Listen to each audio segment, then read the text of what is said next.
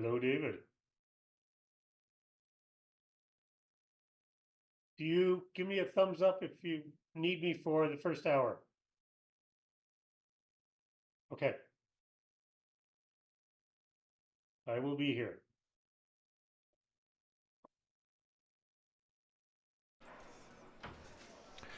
I have a friend Hello, scheduled for. everybody, and welcome back to the 2024 BC Open Snooker Championship. We have reached the knockout phase, everybody.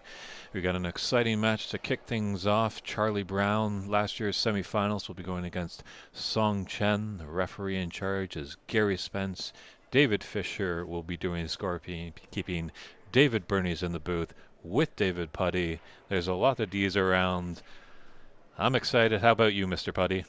Well, we're not all Daves this time, but it's okay. We're doing our best. This will be a fun one watching Charlie play. Uh, I know Song Chen has been around for a good number of years and plays well, so should be a good match. Yep. Yeah, that was an exciting little blue ball off the spot that we had before. Yeah, And now the storm was circulating, but everything's kind of calming down right now. And Song just taking a few practice strokes just before we get started. So, any predictions, David? known Charlie for a long time, and I know what he's like in competition. He stays pretty cool and calm. I Song has beaten me a couple of times, I think, in tournaments, so I can't doubt that he would do well. I'm going to lean towards Charlie a little bit on this one.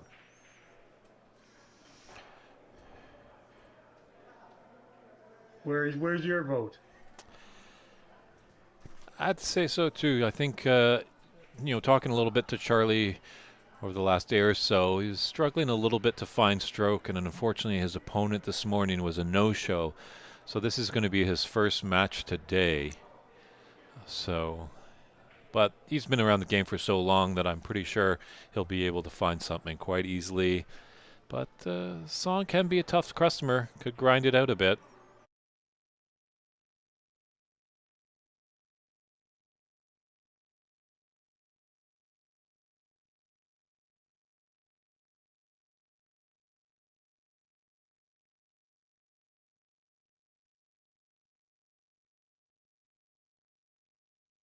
I go into technical mode here, even as Song is hitting those balls. I'm seeing some body movement that may be a factor later in the match.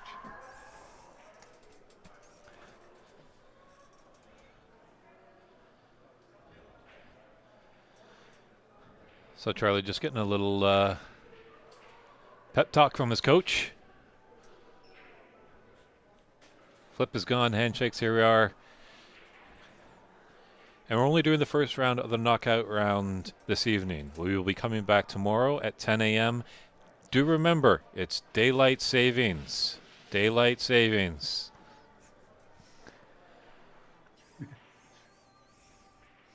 It's happened to me before, that's why I say. That's right. Yeah, we lose an hour of sleep tonight. I haven't slept for years. Anyway, and we're happy you're joining us on Snooker Canada's YouTube page. Feel free to chime in for any support for either of these players. If you have any questions or comments, do let us know. Hopefully everything's looking sharp for you and the sound is nice and crystal clear. And let us know where you're tuning in from. We'd love to hear where our fans are watching the great snooker action. And Professor Putty is here, so feel free to grill him. Trying to do my snooker stats this time as well. So if I stumble over words, it means I'm looking at my cell phone keeping stats. But I haven't done this for quite a while, so we'll see how it goes. It's good opening red there by Charlie. I think he's... Don't know if he's got the angle on the green. It might have to go for the brown.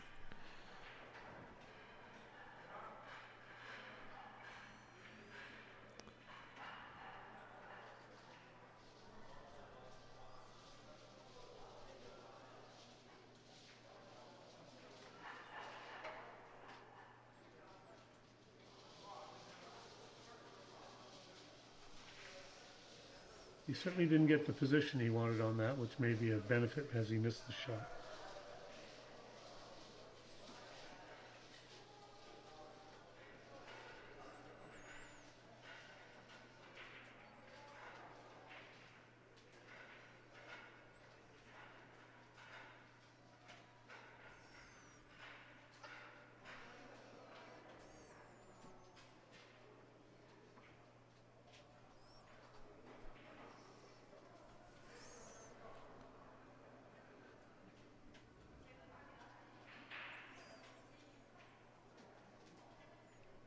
Yeah, Song Chen was in a massive grinding affair against Brian Brown. Both of them were 2-0 in their group, so it was a battle of who moves on. Song became victorious.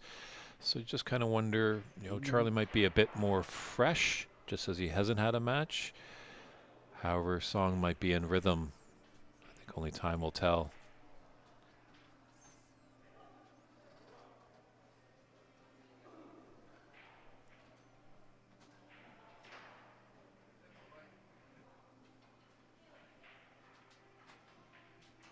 And we still have Rex Hugh, the high break of the tournament so far at 59, but getting into a few little longer frame matches. The early stages, some players might let their hair down a little bit.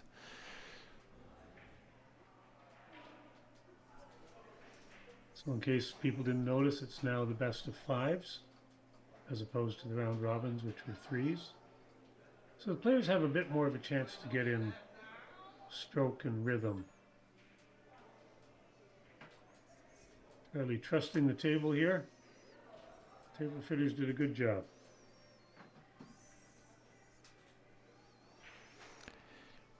And it's nice to see that Mary Griffiths, the head of the Charlie Brown fan club, is turning in. But she spoils me with kind words, so I don't know if she's double dutying as the president of the David Burney fan club. But Mary, we're glad you're tuning in. And I think Charlie can feel your support through the Ethernet.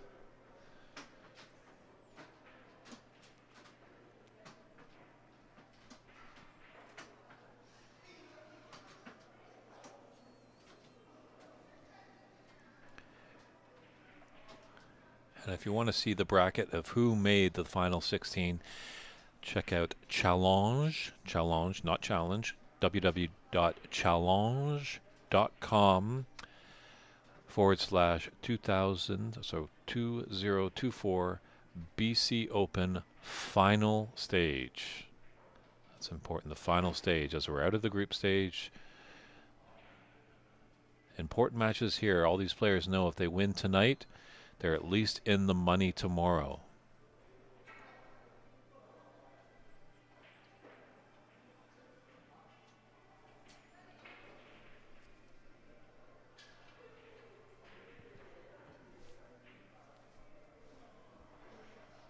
So far, they're just feeling each other out a bit here.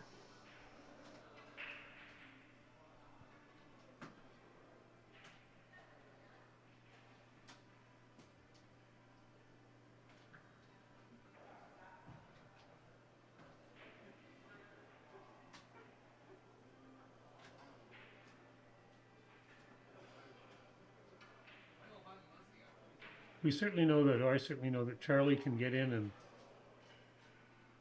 make some significant runs when he gets the opportunity. And I think definitely the opportunity is there. The black looks like it does go to both corner pockets. Some of the reds are starting to spread out a little bit, so Song's going to need a good safety, and he's done so.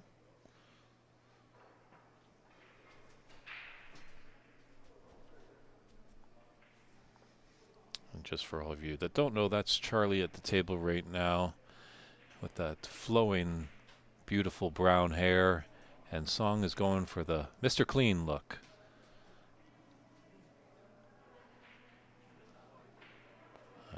Very short haircut there on Song Chen, who's at the table right now. Charlie played that safety at the right speed, but he hit it much too thin. Hit it thinner than he intended. Just trying to bring it 2 rails or 3 rails behind the yellow and brown again, but hit it thin, so Song has a chance to get in here and make some balls.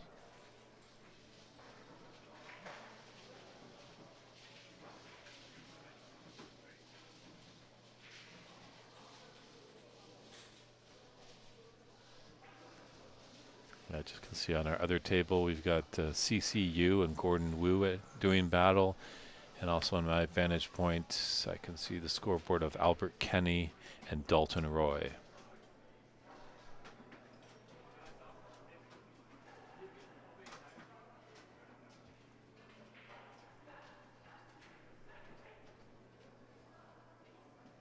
Marge Molson tuning in. Charlie's fans and family from White Rock tuning in just down the road.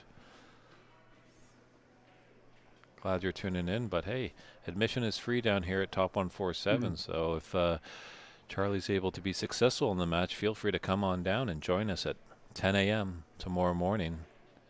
Be the quarterfinals leading up to semis and finals to find out who this year's BC Open champion will be.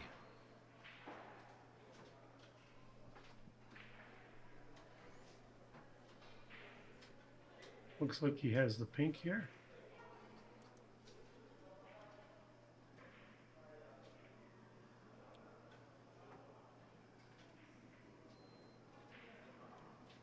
If he rolls this in, he may have trouble having position on the next red.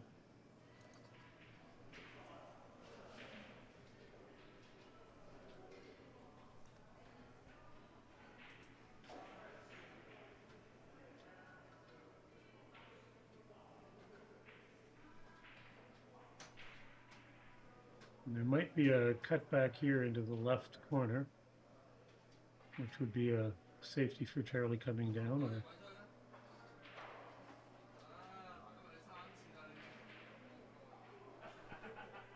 playing aggressively here.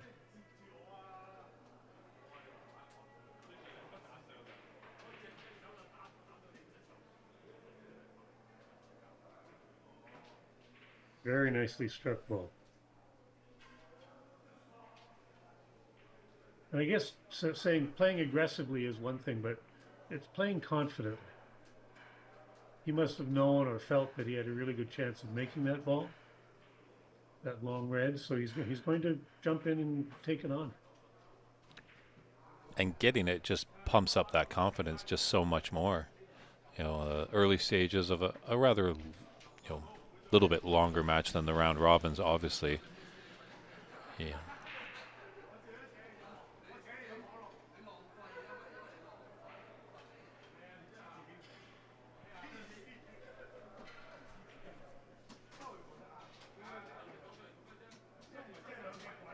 Studying this planet at the top left corner.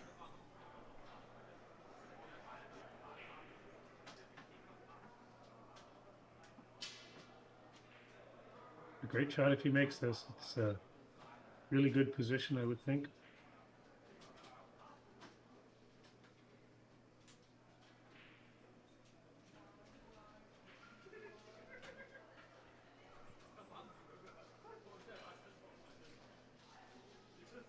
I don't think he could have got a better roll. Unless it's frozen.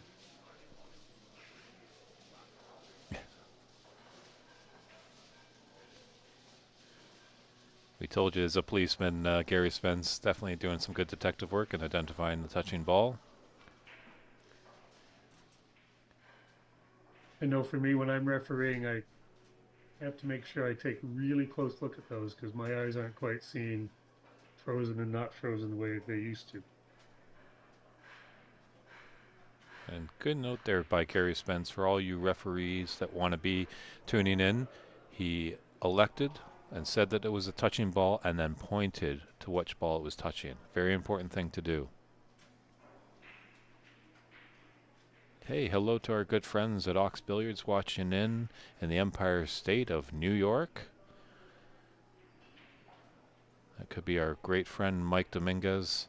When the history books are written about snooker in the US of A, I'm pretty sure Mike Dominguez is going to be right up there because he's done a great job in the Pacific Northwest of growing this great game.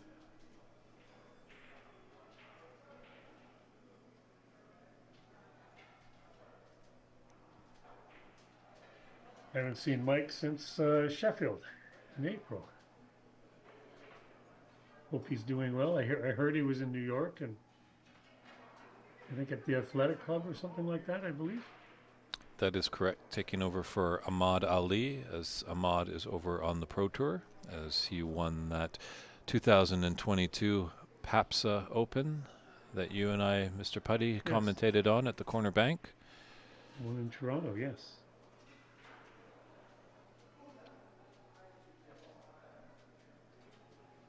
I do remember Ahmed's excitement at winning when he crossed the line. He was over the top excited. He knew what he had won. That's for sure. True, it definitely was some bravado there. Almost felt like Peter Ebdon.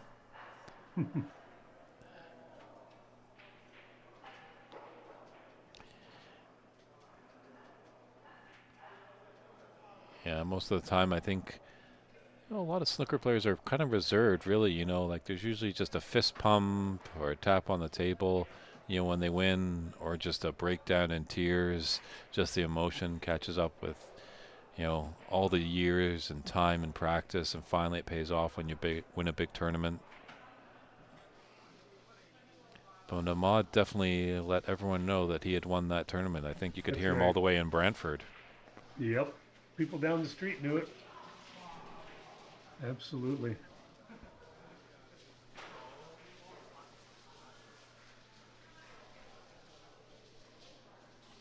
And the head of Snooker Canada is tuning in from the Belle Province of Quebec, Patrick Gigi. Hello, and how are you doing?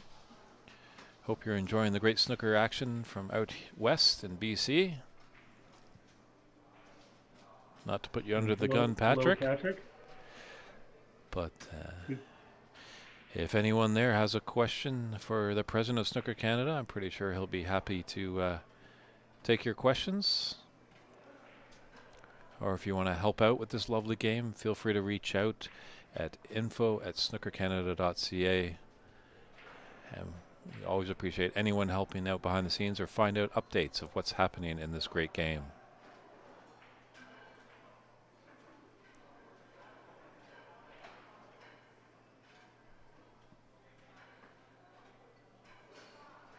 Yeah, it's nice to see that at least our streaming numbers are rising a little bit. I think you're going to see that a bit more, obviously, because a lot of fans know that in the knockout round, the matches are just going to be a lot more of higher quality. Not to disregard our group stage. There were some fun and exciting and intense matches. Sometimes they can be a bit lopsided. Sometimes in those lopsided matches, you'll see high runs.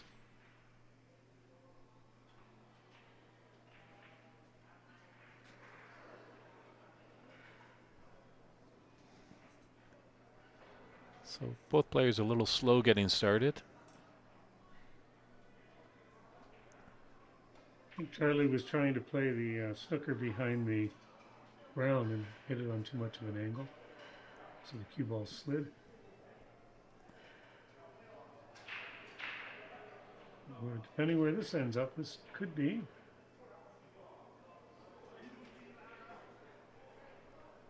Could be a bit of an opportunity for Charlie. If you can see that red to the left of the black, he wouldn't be afraid to take it on. That's for sure.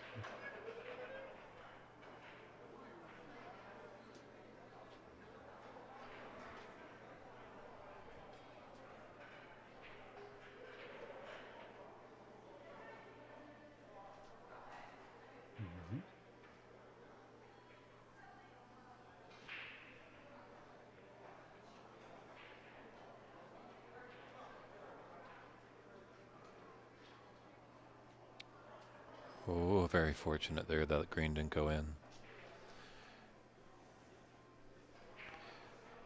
Well, I might put the questions out first to you, Mr. Gigi. I put David Punny under the pressure the other day, but Quebec, how's it coming with your team tournament? When are we going to see a team from Quebec? Let's say it was lots of fun out here. And you guys can feel free to reach out to me, email. I'm happy to share the format that we used if you want to adopt it.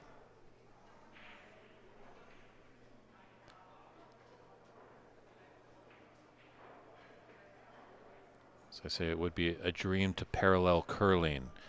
They use with the Scott Tournament of Hearts and the Labatt Briar, or whatever it's called. I might be getting my sponsors wrong, but the male and female national championships of curling in this country, they kind of lock off a month of time. Very nice, read by Charlie. He always makes great pots when I'm trying to tell a story. And but a dream I would have of, if we can get these, teams from each province and territories and somehow meet somewhere. A hotel could be great because they have those big conference rooms. Set up some tables and have a team event so we can find out who is Team Canada. So when the world governing body gets their act together and brings back the World Cup, we can go, hey, remember Canada? We got a team. It will be a turning point in tournament play and development of the game when we get the major tournaments out of pool halls. Mm-hmm. It creates much more of a professional atmosphere when you don't have pinball machines and people gambling and hearing the till ringing at the bar, those kind of things. When we can get past the point where we can put tables into hotel ballrooms and put up seating and know that the crowds will be there to support it, that will be a fairly major day in Canada. We'll know that we've come a long way by the time we get there. Yeah, the CBSB is doing a fantastic job. That's the Confederation of Billiards and Snooker in Brazil. It's nice to see that they're running a Q Tour actually this weekend as well. And I kind of tuned into the broadcast last night after our day was done here and saw a lot of familiar faces of when I was down in Rio. But they're doing it right down there. If you see their match up on YouTube, they're in a conference room. I know when we were down in Rio for the PAPSA event, it was at the Rio de Janeiro Yacht Club, and just a phenomenal facility. All the tables were in its separate room, so as you alluded to, Dave, there was no, blings and drings and TVs and screaming. It was a very professional atmosphere. And then just down the way, they had a restaurant that you could go get something to eat between matches. So kudos to those Brazilians. And that's, by the way, not to take shots at the pool hall owners that are encouraging these tournaments to happen in their rooms. This is the beginning of the game coming back, and their appreciative. So their help and support of the game is incredibly appreciated. But as I say, when we can do a 8-table tournament in the ballroom somewhere in a hotel with good TV coverage and sponsors, that'll be a great day for us in this sport.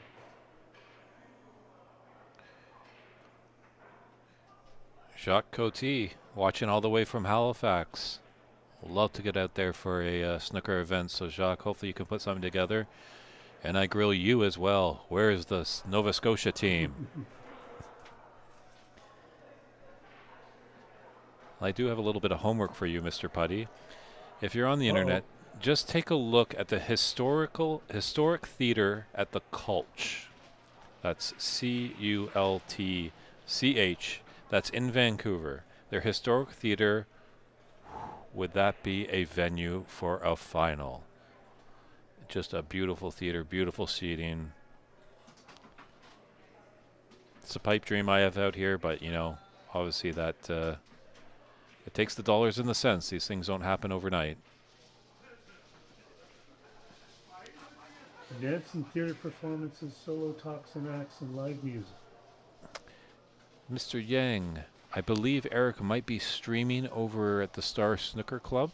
If you take a look at their Facebook page, Star Snooker's Facebook page, you hopefully should be able to find a stream, and that's a little deflating for Brown.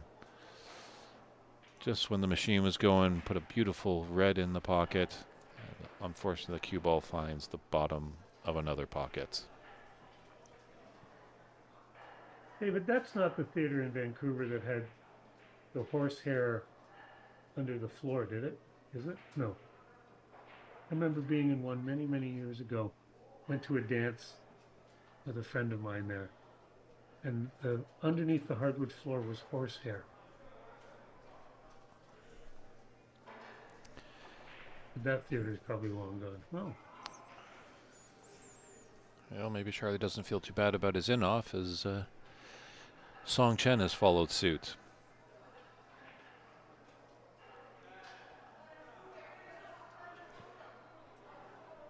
so I guess the question there, David, is how many tables could you get on the stage? It's probably a one-table setup, maybe two, Right. but definitely something for if you really wanted to have maybe a big marquee final. You know, maybe as this Open continues to grow, you know, it'd be nice to have everything going and then, you know, have the final just on Sunday.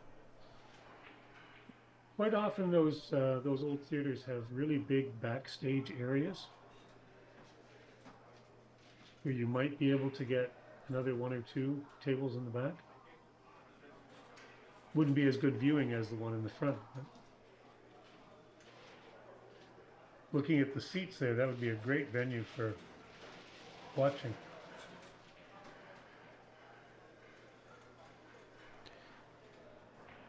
Well, Jacques, hopefully it's here at Snooker Canada we can help you out. He says there's no snooker tables out there in Nova Scotia. I think we need to rectify that problem. Because we do get a lot of viewers from the Maritimes. I Obviously, know there's a bit of a club. I think it's in New Brunswick. A fellow by the name of David Munn and a group of people have put in, I want to say, about 3 tables into an old space in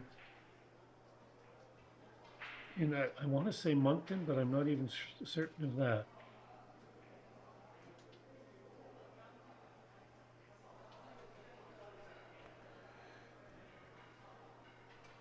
Brent Babcock saying he'll join snooker once the fans come back. Brent, I think the fans are here. Like, we had 52 players in this tournament. Hearing some other events in Canada that they have 48, 64 player full fields and waiting lists. So people are hungry for this game in Canada. It's been gone for far too long. And Johnny Sparks is chiming in about your comment, David. You might be thinking of the Commodore Ballroom with the bouncy floor. Oh, okay. Yes. I remember they used to have live music there as well, if I'm not mistaken. True. And they've done some renovations and now they're back to showing some great live music. Seen many Oh, great nice. concerts there. Now, I would have been there more than a week ago. Would have been a long time ago, but while we've been chatting here, Charlie's been putting together a 25-point run. So he's taking a 21-point lead at the moment.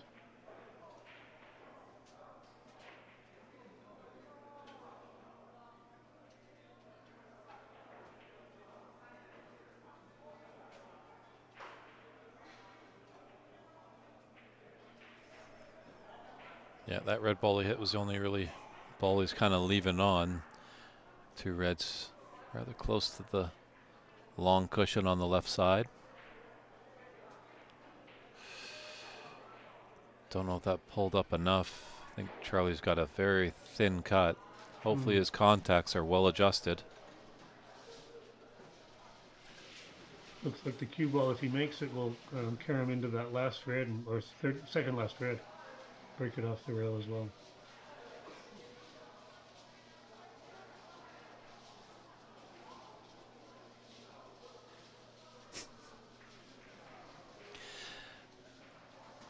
Brent chiming in. He can't compete with Charlie's hair. Well, I'm not on camera right now, Brent, but I think I sometimes give Charlie a run for his money.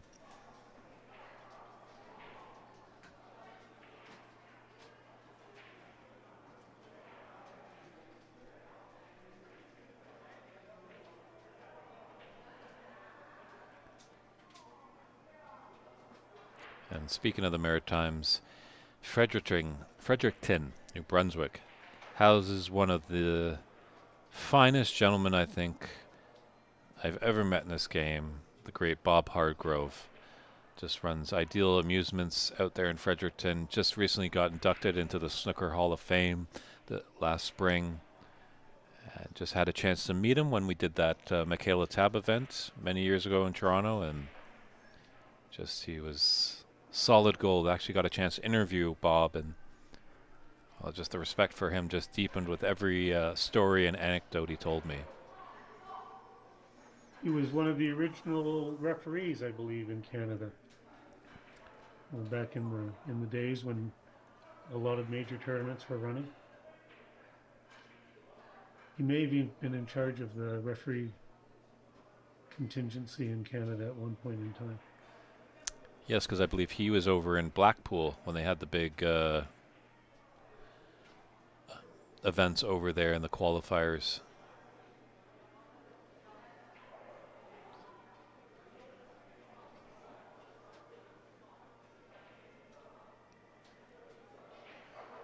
So hopefully you're tuning in, Bob.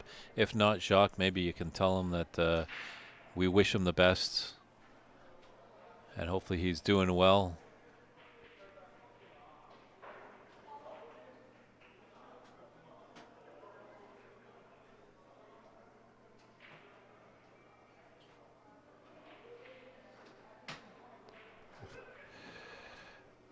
Gutsy with that kind of pace for Song. Definitely rattled in the jaws, but found its home at the bottom of the pocket.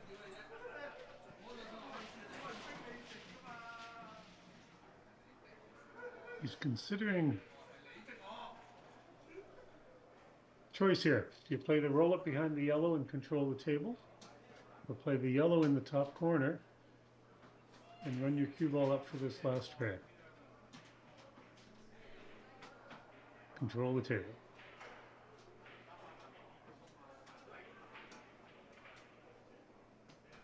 So Song is 21 points down with 35 points on the table.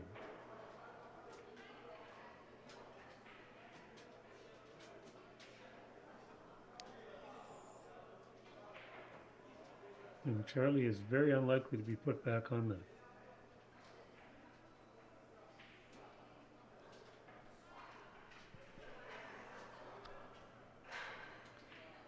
Just as Song waits for the adjacent table, I believe Jim White, Brady Golan, Tom Finstad, and Paul Thornley were the rest of the induction class this year.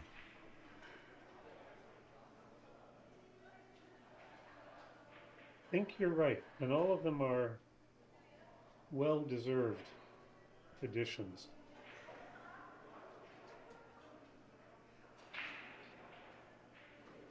Paul Thornley is obviously an incredibly interesting character in that. Ooh.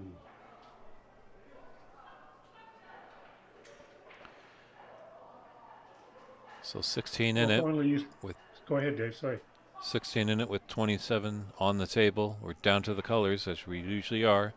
It's the first frame of best of 5 in this knockout first round match.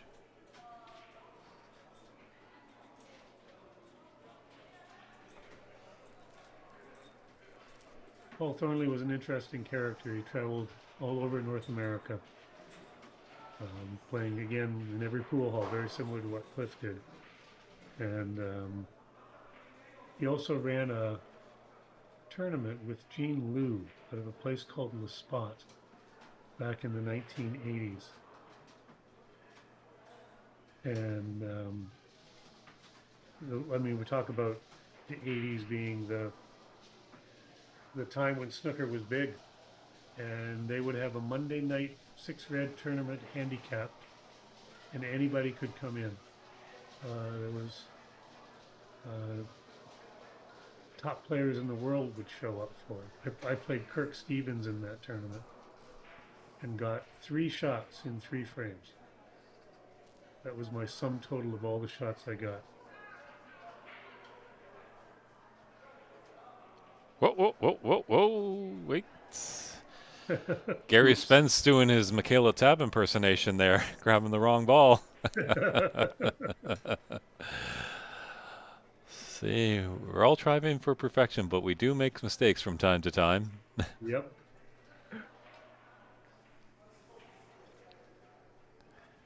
No harm, no foul. Both players having a good laugh about it, and I'm pretty sure Gary will be kicking himself. Especially because it's caught on video.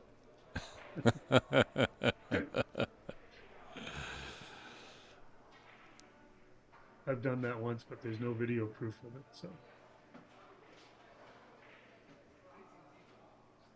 Ooh, got a fortunate kiss off that blue with the yellow song did.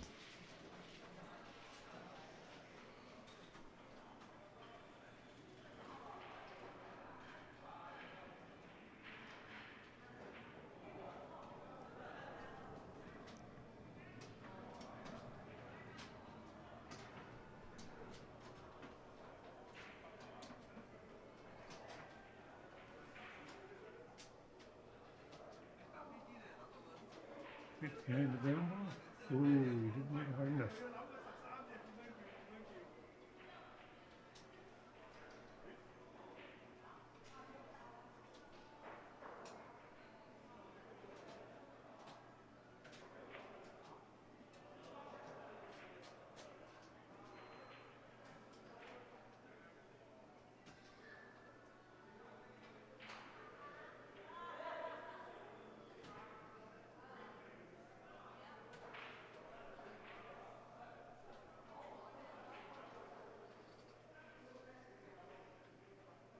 David, I might be able to actually give you some stats at the end of this.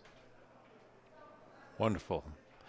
Professor Putty's stat break coming up in the interval between frame 1 and 2.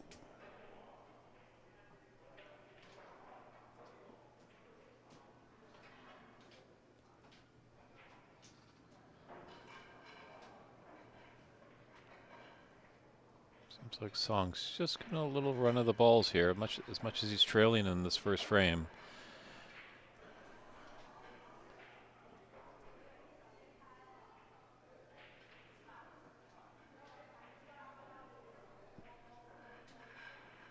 No touching ball.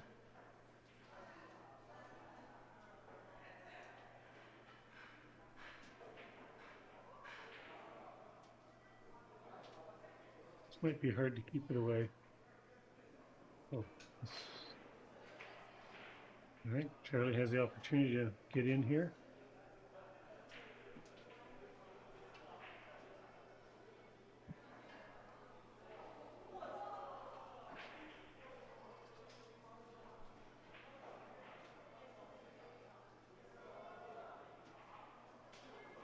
Safe.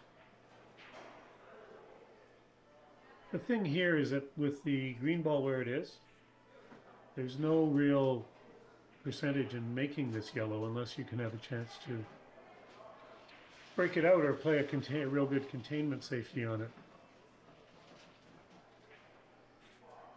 And this might be the breakout opportunity if Charlie chose to take it.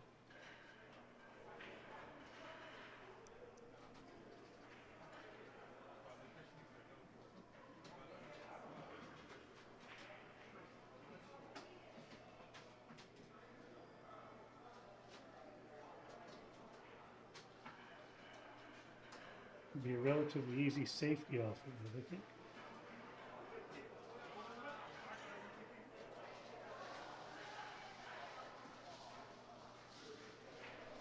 That's all right.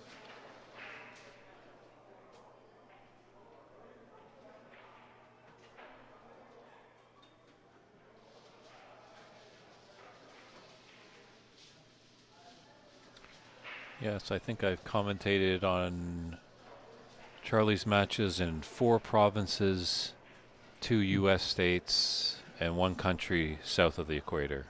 Or on the equator, actually, Brazil. The equator goes through Brazil. So, kind of ironic that my mother's maiden name is Brown, so maybe we are somewhat connected.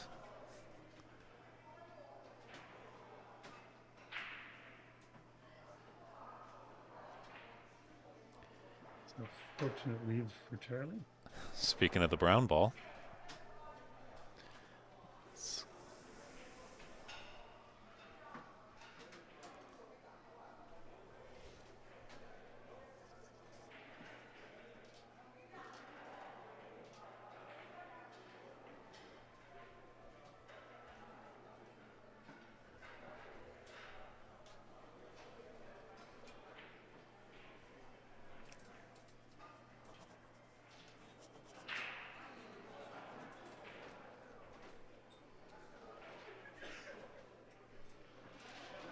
Definitely a free ball. Or a shoot from there.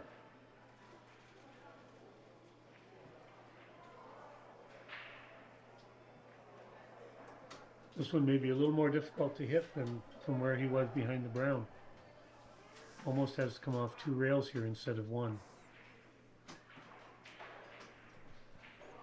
Coming that way brings the black ball into play if he misjudges it.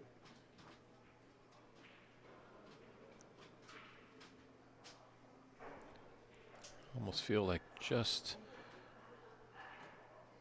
below that left middle might be the shot for him. It's obviously tough to tell from the angle sometimes. Or to come 2 rails just this side of the side pocket with a bit of left-hand siding, but that maybe brings the pink ball into play if you hit it too hard, if you miss. See which way he chooses.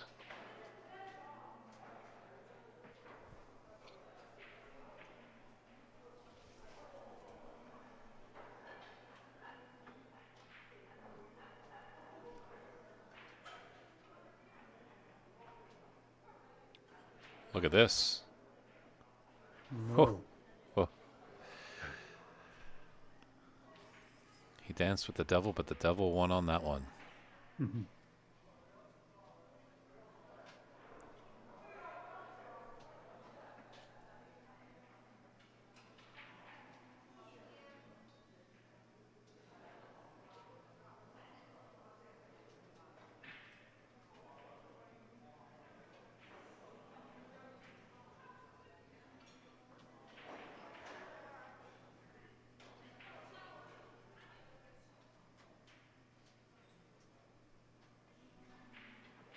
Charlie needs 2 balls. And at this point, Song would need all of the balls to run all the balls to the black, make the black.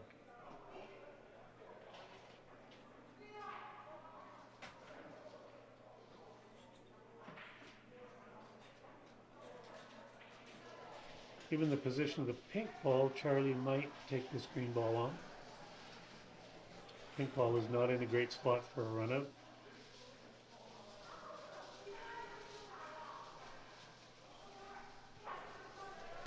Really kind of nice to see, just from my vantage point in the commentary booth, just looking around the room, there's these little pockets of fan base for all the players at the tables. Nice to see that everyone getting some support from the fans. It's free admission down here at Top 147, as well at Star Snooker Club, but Championship Sunday we will be all at Top 147, so do pay us a visit. Admission's free. The action will start at 10 a.m. tomorrow. It's at 4351 Number 3 Road in Richmond. Come on down, say hello, take in the great snooker action, and see who's going to hoist that trophy Sunday night. Not forgetting the time change. Daylight savings, daylight savings, daylight savings, everyone. I probably will forget.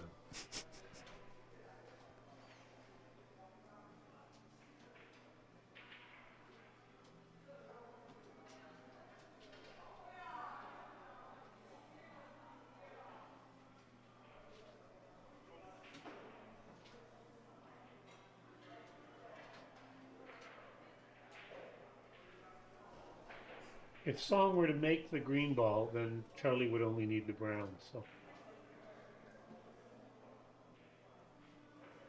to leave Song in a position where he would need snookers.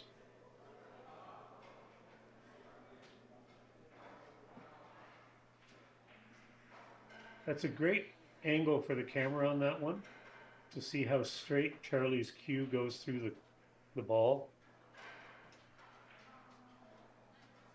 Charlie was in Toronto in September and got some lessons with one of the top coaches in the world, and I don't know if he's using what they taught him specifically, but his game is certainly technically very strong right now.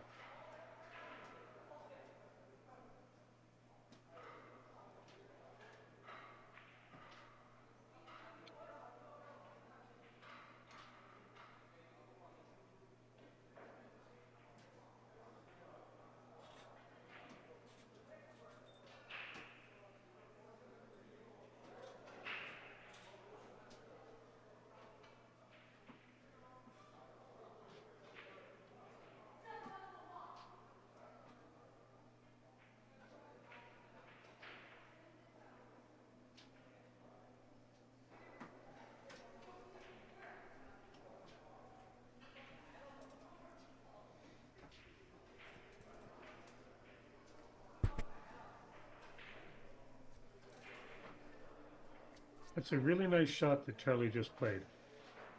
Very much a containment safety, not trying for a hook, just making sure that the object ball was safe when it finished.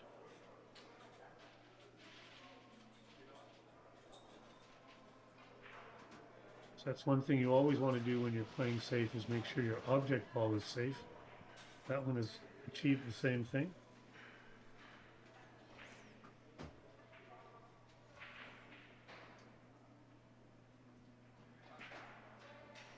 Perhaps he might be tempted by this.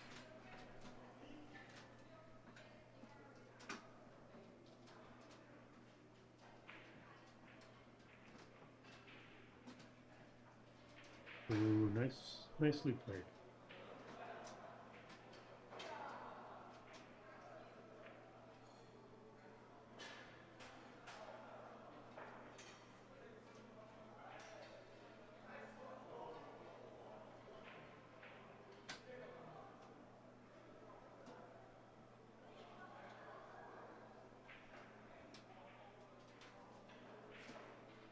That would be Charlie's frame ball now.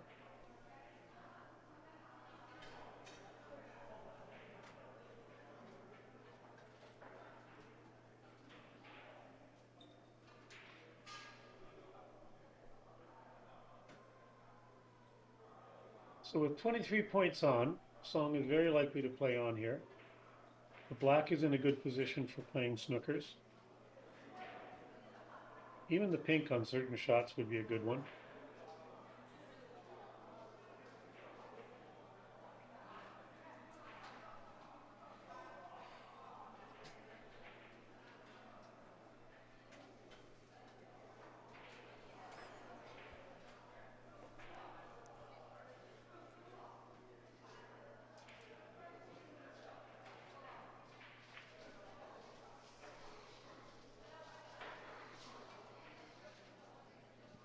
Charlie's job here when the opportunity comes is just to roll this ball right over a hole so that Song has to make it or play some kind of shot on it. This would be that shot right now. Yeah, a little careless there by Song. Notice the way Charlie's hit that. Doesn't care whether he makes it or not. Very hard for Song not to make this ball. And only leave 2 balls on the table then for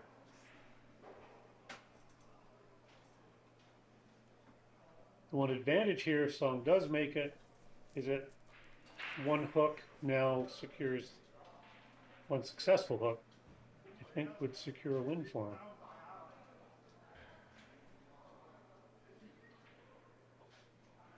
No. He's 25 behind, so actually he needs 2 snookers.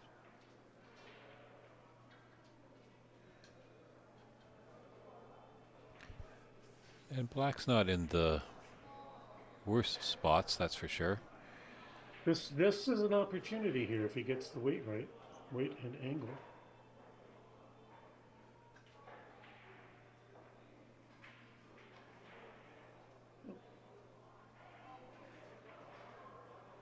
And the one thing he really didn't want to do was push that black closer to the red.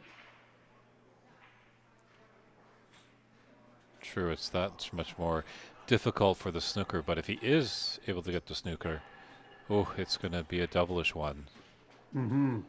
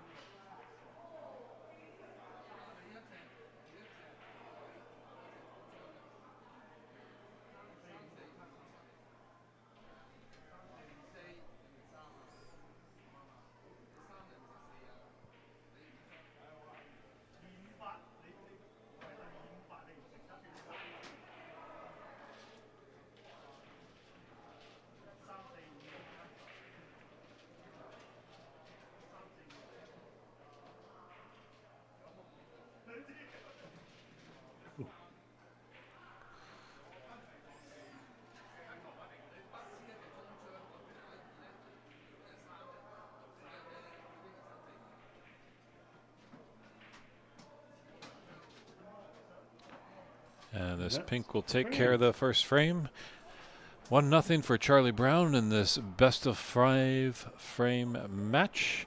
And we'll just turn it over to Professor Putty with his stats report after frame number 1. I'm trying to pull it up on my computer at the moment. Stats. All right. There we go. So we have Charlie at 72% potting and Song at 47%. Long potting each was 1 out of 2 and 1 out of 4. Positional play 52 and 37. Safety 79 and 70. Their safety rates were pretty good. Shot time pretty much equal at 29 and 28 seconds. And Charlie was on the table for 56% of the time. So the real difference there is the 72% potting success versus 47 for Song. So other than that, it was fairly equal. Charlie had that one nice run, and that was enough to stand up. So unfortunately, I have a previous engagement, and I need to now head out, leave David alone in the commentary box. But I will be back tomorrow, I think, David, and enjoy the rest of your night. I'll follow this on my phone to see how it ends up.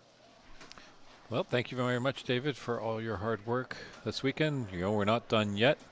We'll get you back into the booth for the semifinals tomorrow, scheduled for 1 p.m. Just as we're getting ready for frame 2 to commence. Just looking around, it looks like Albert Kenny is up 2 frames to nothing over Dalton Roy. So the defending champion doing well to keep the trophy in his cabinet. And it looks like Gordon Wu might be up 1 frame to nothing. So, but do definitely look at the challenge scoreboard to see any updates. They're not live updates. You're pretty much only going to see when matches come to a completion. I know at some events that I've commentated on, especially with the USSA and PAPSA, Jaya Pradhakar, president of both of those organizations, has developed Cloud Snooker, and that gets iPads installed in the room, and that scoring that they do talks directly to the website, so you can see up-to-date live scoring. The one difficult thing about the system, it is a great system, but just for us in the commentating booth, it's up to the players to mark the score. So usually in the early stages when we don't have designated scorekeepers or referees, the players will add up the totals once a break has finished. So sometimes a little tough to do the arithmetic to see if snookers are required and stuff. Well, Mosby Lloyd, I don't know who Vince Lieberman is, but supposedly he ran a 102, and that's posted up on Snooker Canada's webpage of High Runs. And he's saying that if anybody has seen Vince's stroke, they know that that cannot be true.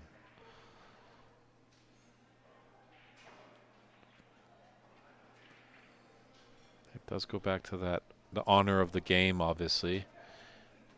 If you're gonna cheat, you're just cheating yourself in the long run if you're, pretending you're something that you are not.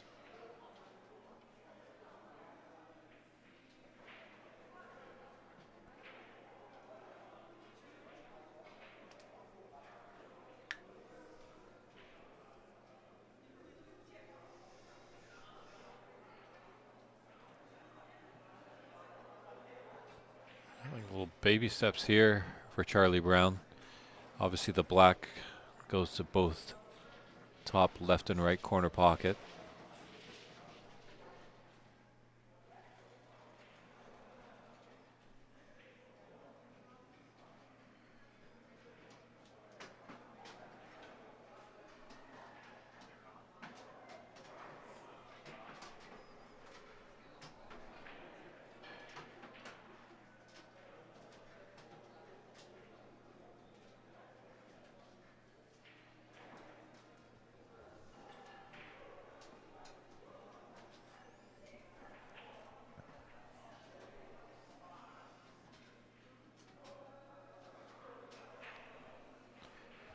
Nice opportunity here for Charlie.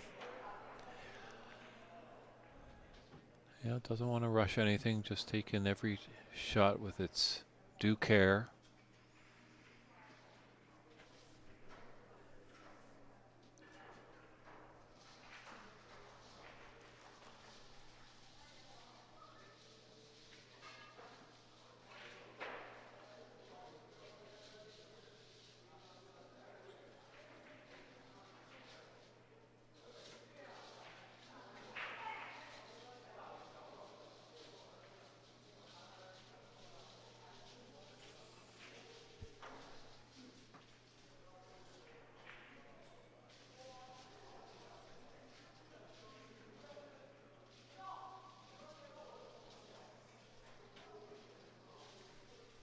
Didn't elect to take anything careless, just took his medicine.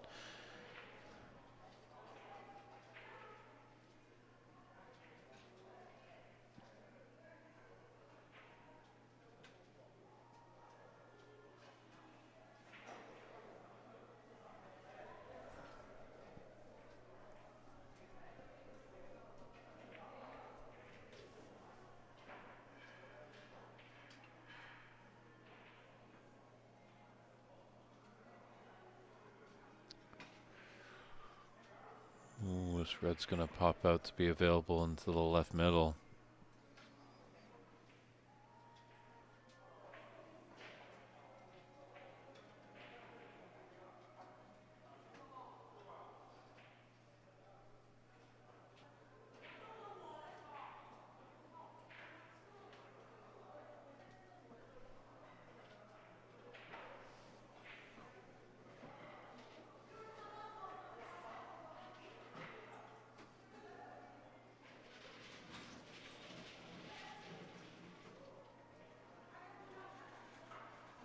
Potentially the natural angle on the screen is going to run him down table, and he might be able to have that red in the middle. He's just taking a look at all of them right there, but the three on the right side, they're kind of an open. Looks like maybe the two to the right of the pack will go into the top left. The one kind of in line with the black.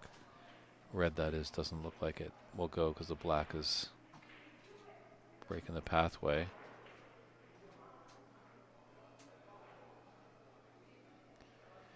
He's opened things up a little bit down there, but he's put the black in a tough spot, but he might have an angle on this red to come back up for the blue.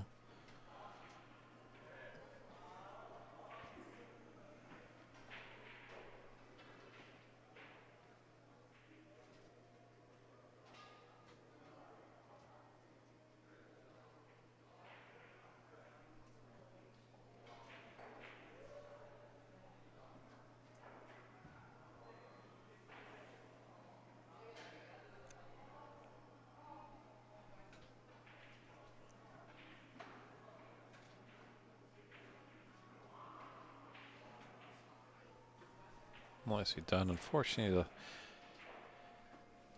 pink is gone. Well, it's gonna have to do something wonderful with it, but he has an angle.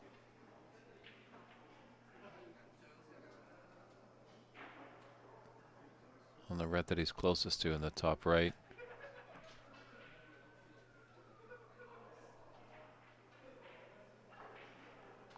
Going for the red closest to the middle pocket and come up table for the blue again.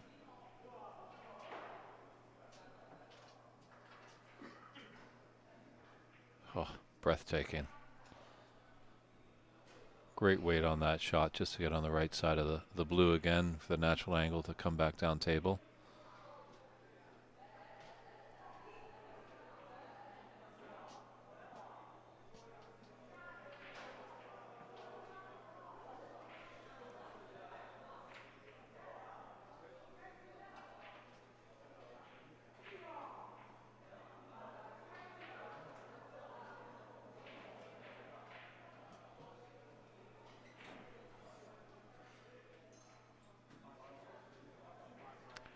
Charlie was the 2018 BC Open champion. semifinal last year. Lost a heartbreaking match against Albert Kenny. Was up 2-1 and really was right on the doorstep of taking that fourth frame for a 3-1 victory. But he let Albert back in. Albert took that fourth frame, forced it to decider, and there was no turning back, as we know what happened. But Charlie was very graceful in defeat. He really enjoyed the match. It just was good snooker, some runs, some good tactical play, and he played strong. It's just sometimes you come up against a better player, and those are the defeats you don't mind taking. It's when you're not playing your best and you get defeated. It really can be a frustrating feeling.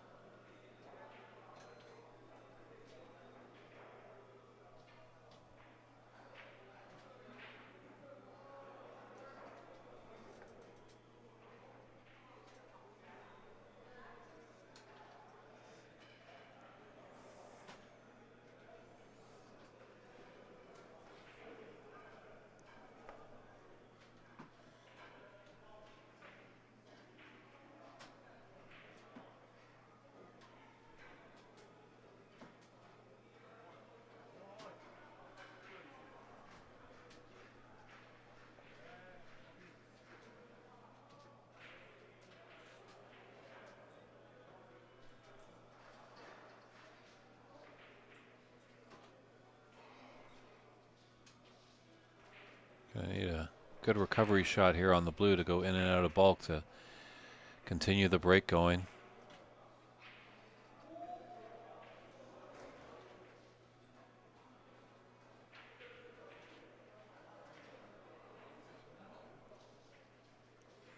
Didn't want that cannon in the yellow. Might be okay though. Yeah. So an update, looks like Gordon Wu has a 2-frame advantage over CCU, but CCU up in that third frame. And Albert Kenny is leading early on in their third frame, 19-16, and the 2023 BC Open champion has a 2-0 frame advantage over Dalton Roy.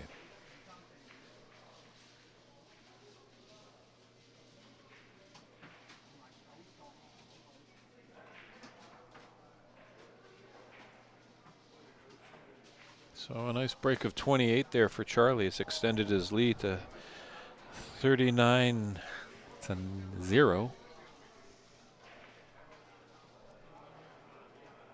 Still a lot of points on the table. Black's kind of a little bit tied up and not really in a great position there along the top cushion.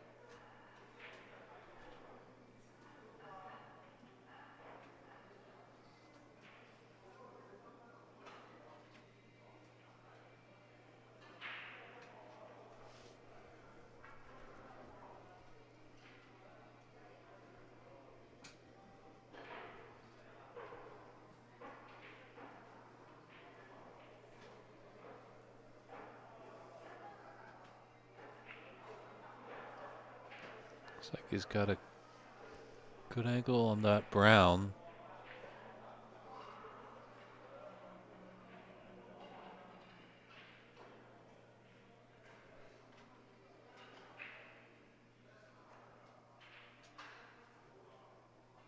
Look out for the middle pocket. He's okay.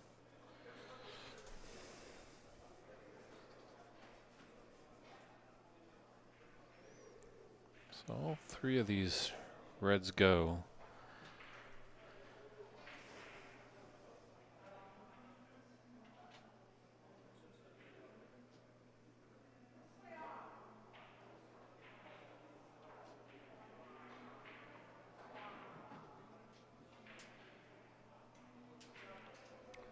I think this red that he's closest to along the top cushion will blast. Those two reds are on top of each other, and Charlie has an opportunity to get the black back on its spot.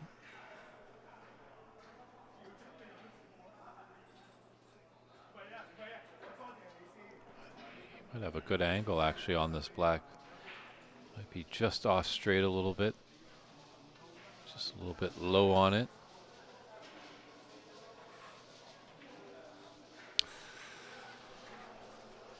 Yeah, these pockets are tight.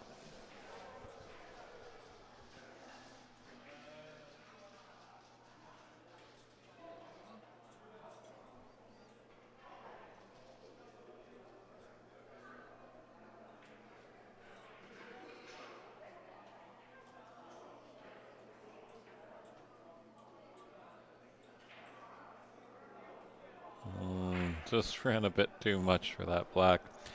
But he's got the blue. The unfortunate part is that that black is covering the top left pocket.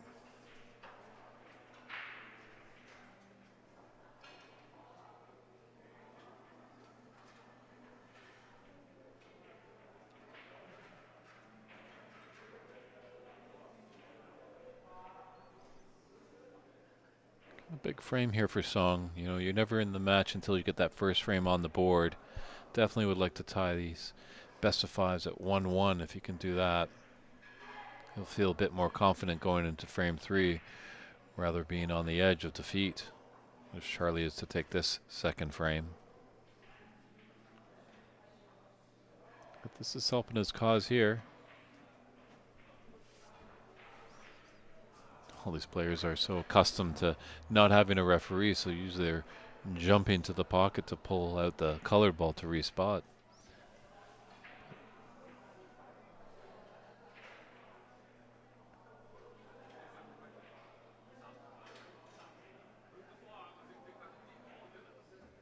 Oh.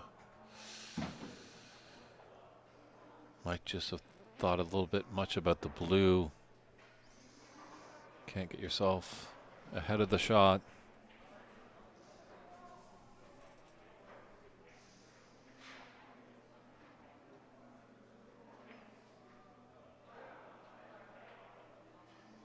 Yeah, there's our great friend. Top right corner right there in the gray jacket. There's Eric Lee, one of the owners and operators of the Star Snooker Club. He's doing great work to promote the game in the lower mainland out here in British Columbia. He's definitely running a nice club up there. A different atmosphere than this.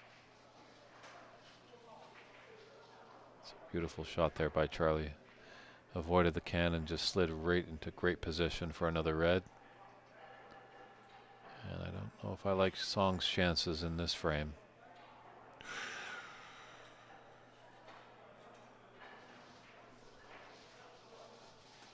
That red definitely thought about it.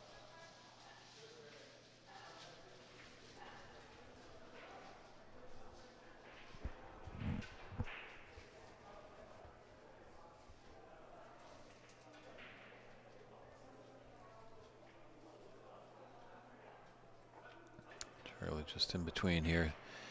Thinking black or pink, but electing for the pink.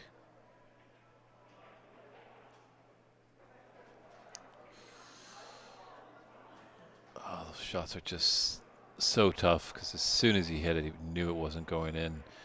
Stayed down on the shot, tried to will it with all his power to maybe hopefully it could go in, but these tight Rasson table pockets, you just got to be dead on accurate.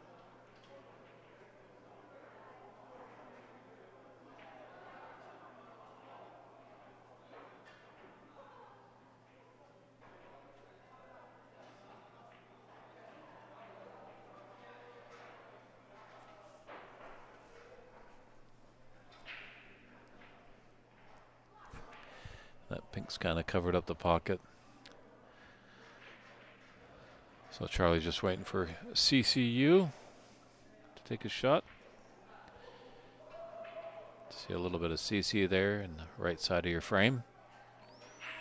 He's trailing Gordon Wu 2 frames to nothing in these best of 5, so.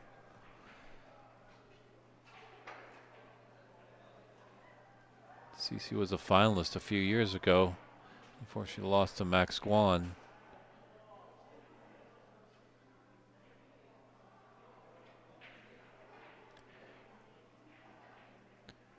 It isn't quite impressive that a couple of the juggernauts, actually, Kevin DeRue, Ross Bratson, some guys that have been around the game for quite a while, didn't get out of the group stage.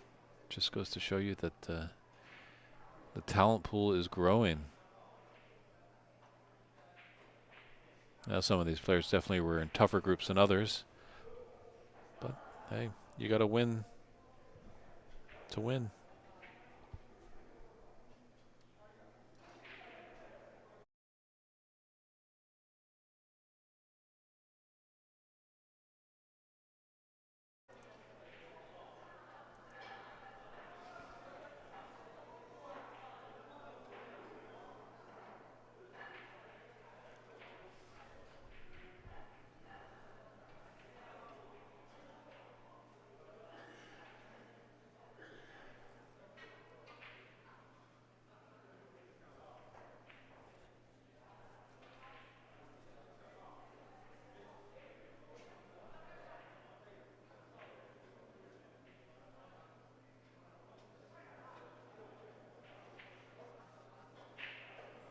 Going for the double. Played that nicely because I think he might have the snooker. He does. Nice hit there by Charlie. Good contact. Hasn't leaving easy red on. It's got a 23-point advantage with 35 points on the table in the second frame.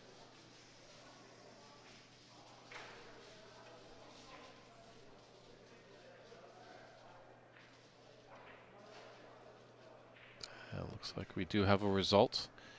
The defending champion is going to move into Championship Sunday as Albert Kenny has whitewashed Dalton Roy 3 frames to none. But we'll be seeing Dalton tomorrow. He'll be helping us referee in the semifinal, and hopefully we can get him to do some refereeing for the quarterfinal as well.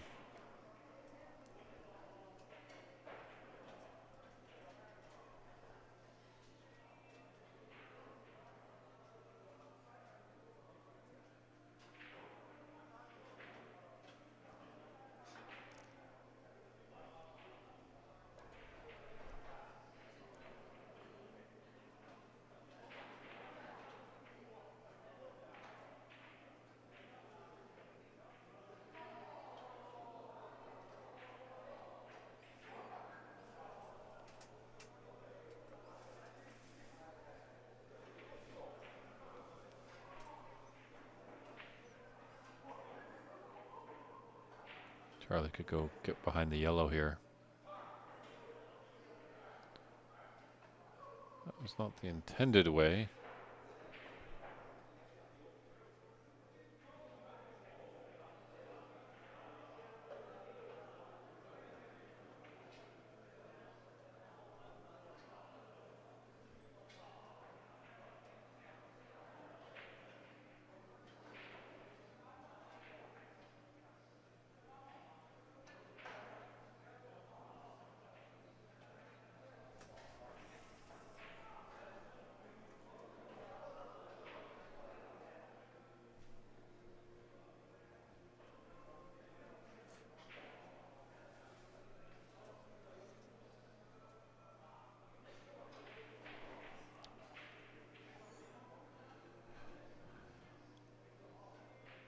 It's a thin cut on that red. This is really going to test Song's eyesight here.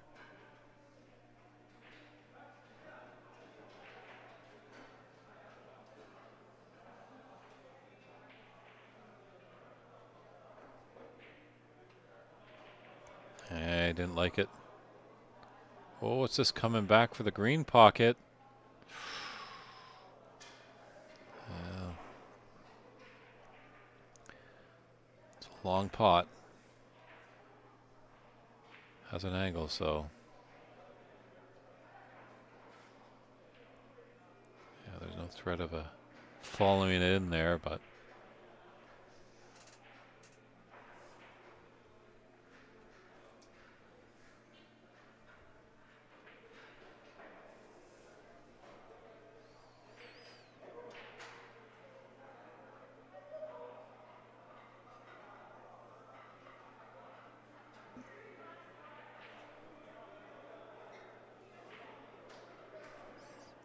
Charlie coming around looking at the potting angle. It's thin, and I think the cue ball will go by the pink, that he can just clip it in.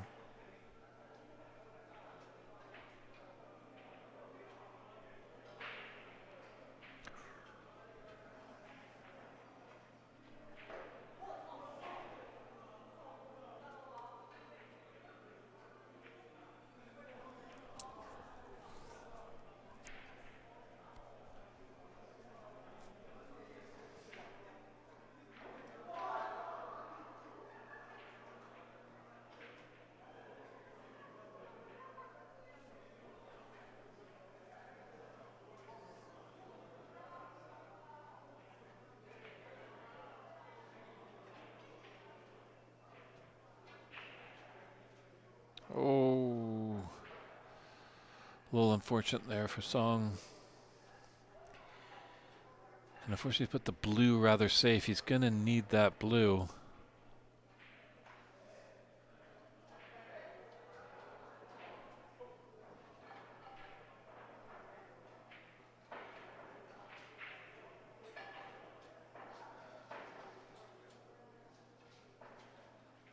It's actually, it's Charlie's frame ball right here.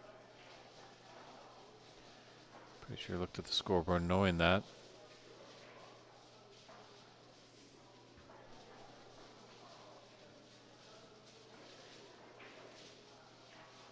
Got a good angle to come back up for the yellow.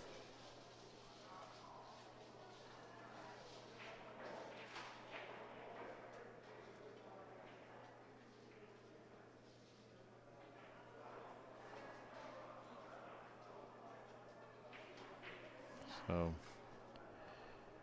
35 in it, 27 on the table. Charlie can breathe a little bit easier now. Those tight pockets are now opening up, going to look like the size of buckets, obviously, when the frame is at your mercy. It's like a shooting gallery at the OK Corral. So Charlie Brown will be taking a 2-0 advantage in this best of 5. An important frame 3 is going to be coming up. Can Song Chen stop the bleeding, or can Charlie Brown make it an early night for himself and punch his card into Championship Sunday?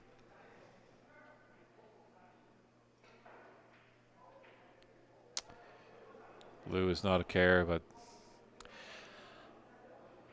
Song makes the concession sign, and there we are. So Charlie Brown takes it by a score of 70-26 in the second frame, and we'll just step aside, and frame 3 will be coming up shortly. But we got to thank our good friends at AAA Photography, making great programs and posters to get the word out. White's Location Services is doing a great job of providing seats for our fans here at Top 147 to have a comfortable view. Snooker Canada is who we are. They're doing great work to promote the great game of snooker in this lovely country. Top 147 Snooker and Billiards Lounge is our location for this stream and the majority of the tournament, and Star Snooker Club as well is helping us out, as they've got 3 tables over there and making the tournament a success. And BioCan Diagnostics really doing a wonderful work. You know, avid snooker fans over at that company helping us out with a few bucks that we need to make these tournaments go as a success.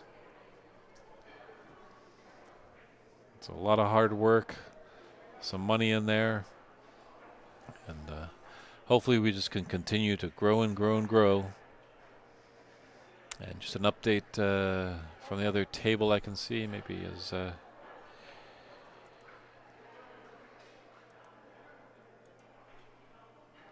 As referee Spence just kind of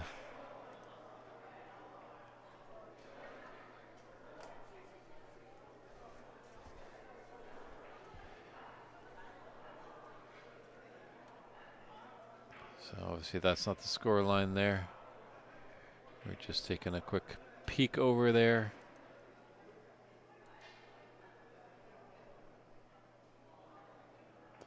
See what's happening on table one as Gordon is leading a scoreline of 30-20. But now that's going to decrease a little bit.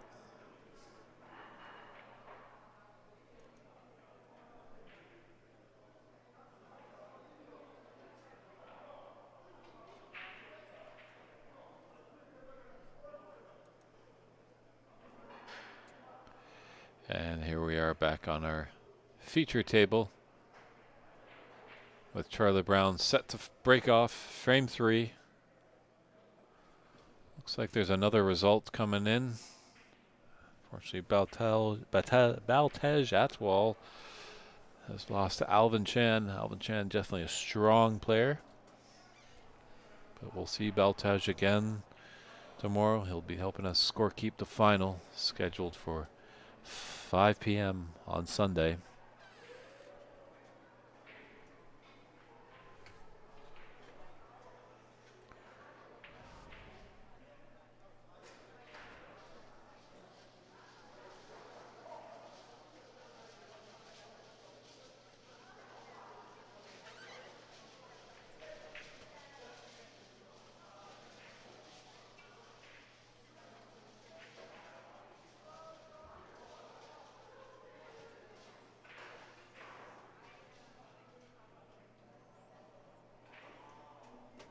So, big target area there for Song. He'll come out and the blue's not going to come to his rescue. Charlie does have this into the top left corner.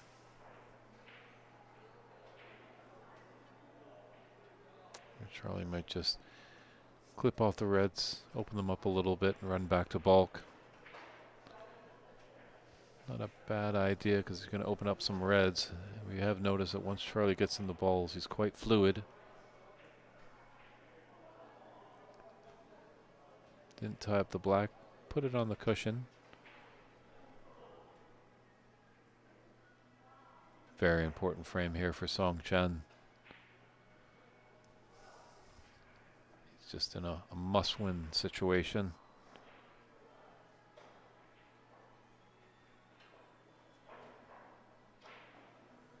Kind of an interesting drag shot there that he played. I don't think that was intended.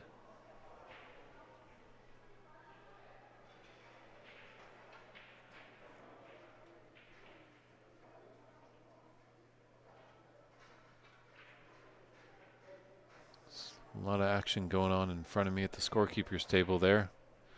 Entering a little bit of the view I have.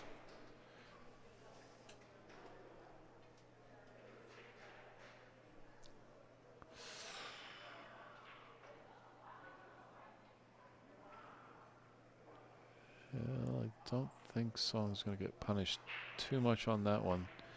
It's going to be a safe shot here for Charlie.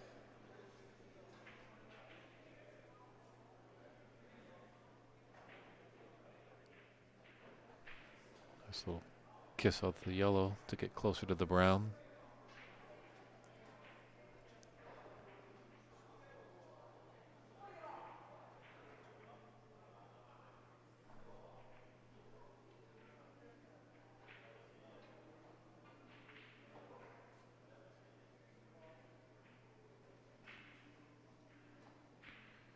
I wanted that to pull up just a little bit, but still a nice long red for Song. Doesn't really have anything else but the black.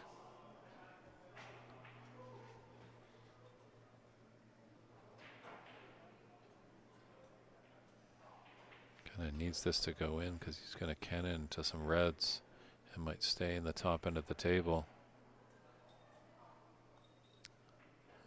Just playing a containing safety there.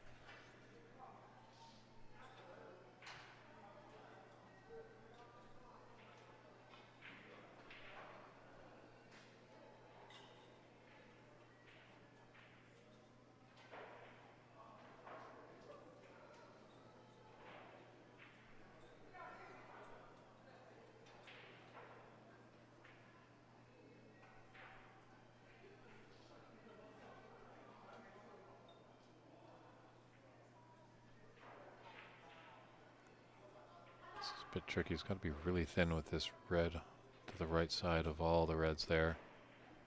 Oh, we found a different one.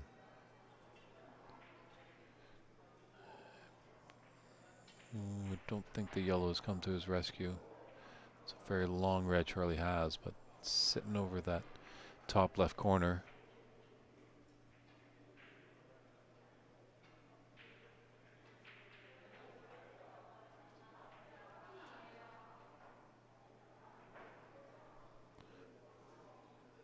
Nicely done. It's a bit awkward because he's hampered by that red, as you can see. This bridge just isn't that great. Got a lot of distance between bridge and cue ball.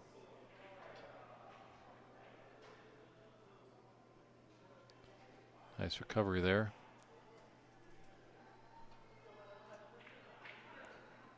This might come up to bulk.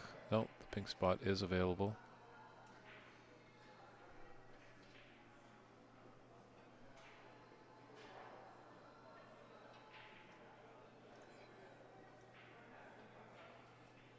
Wow.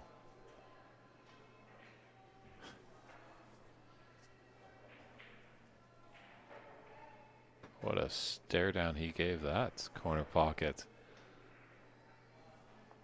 I think Charlie in that corner pocket are going to go outside after this match and throw it down. Definitely couldn't believe that that didn't drop.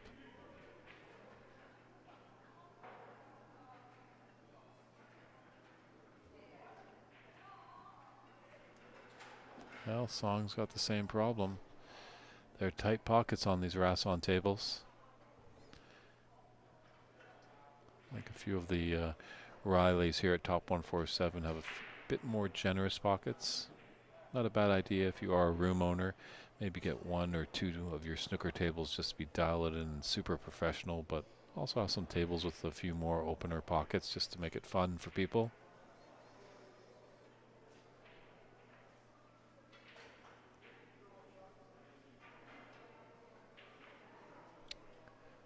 Oh, not an intentional fluke there. Raise with the hand.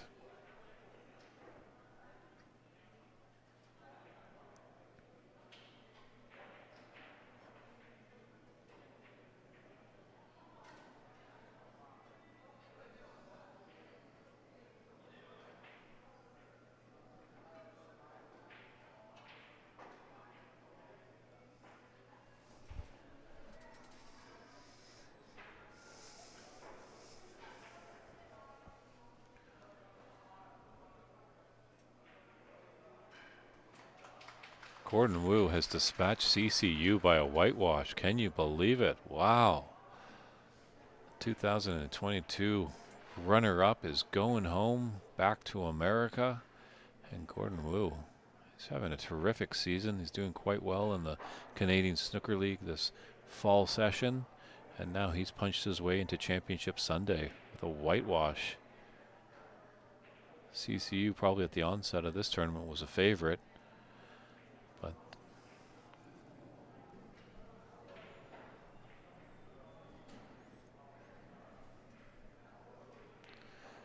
so.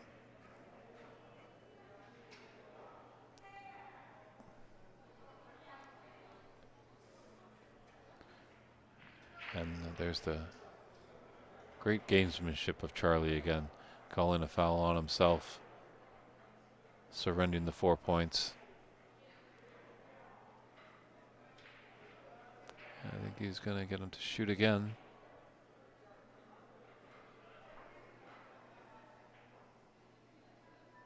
In this song, you got to be a little careful.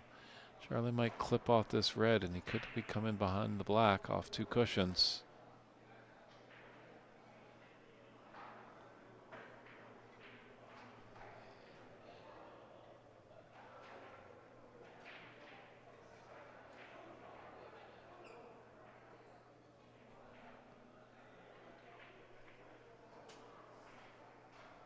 So that was definitely a shocker that Gordon Rood was taking out CCU.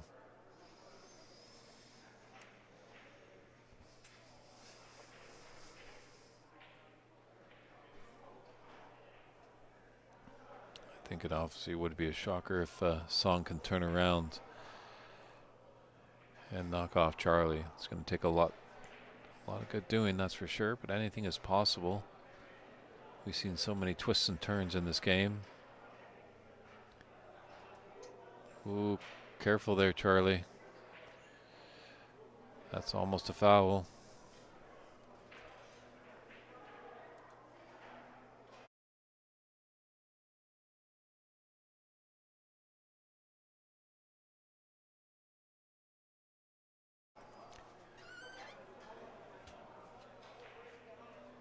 I guess it kind of maybe went over the throw of the pocket when that cue ball was going in to the pocket, but Charlie should know better, because that can be a costly 7-point foul.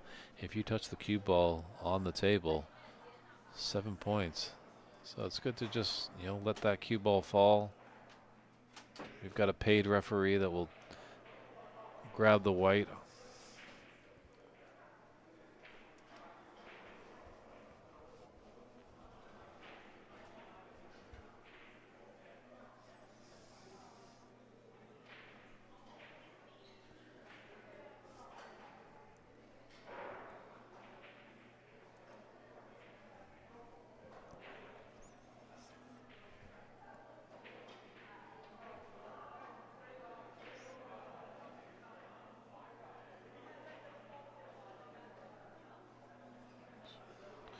Nice cut by Charlie. Definitely with a 2-frame advantage.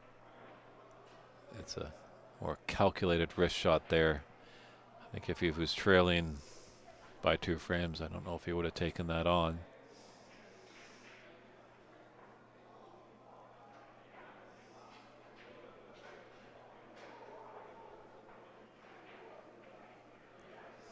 That red ties this 3rd frame, 9 apiece.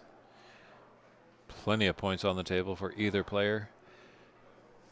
Points are there for Song to tie the frame, or tie the match, I mean, or take the frame and push us to another frame. But Charlie wants to grab a lot of points and get this one done and dusted.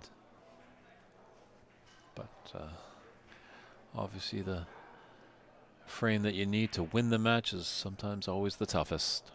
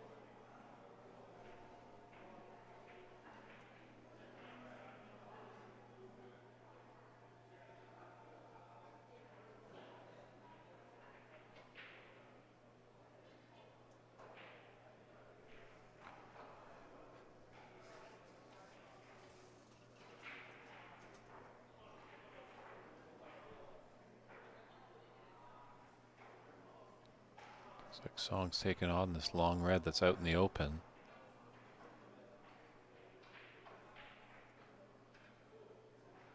Played in a fashion that he was going to be on the black.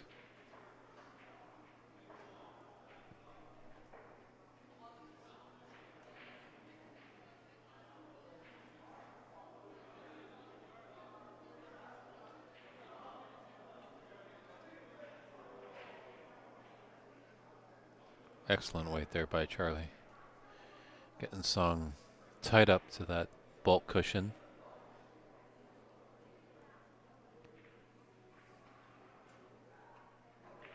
Snooker's a tough game when you have all the cue ball to work with, and it gets even more difficult when you're up against a cushion and only have a quarter of the cue ball to hit. A lot of time you're cueing down on it. High potential of putting unwanted side on it. And Song has not left Charlie a relatively easy starter. There's some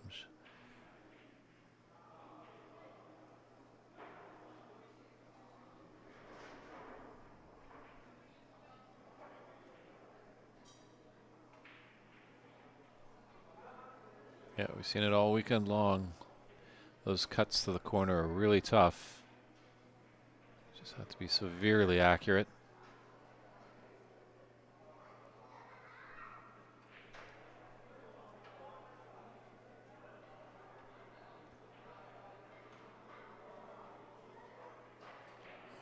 This looks nice for Song.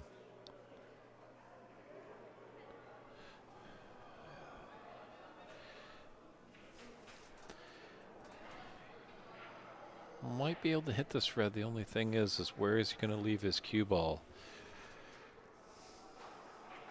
Reds and pink are kind of open.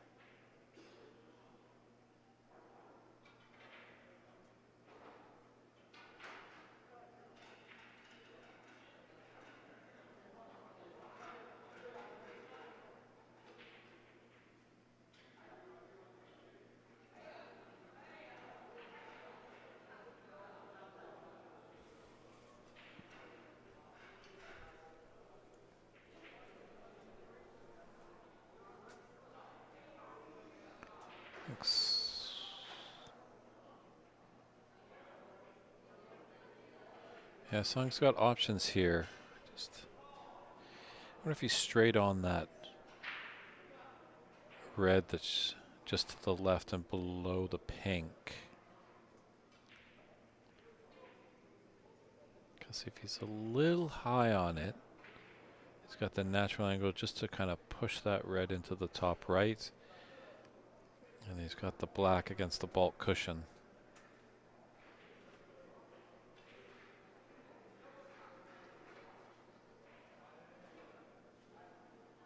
Yeah. So there are some points here for the taking for Song. He's just got to concentrate and focus. Not think that he's up against a mountain of a challenge here. Just take one step at a time. Can't get ahead of himself too much.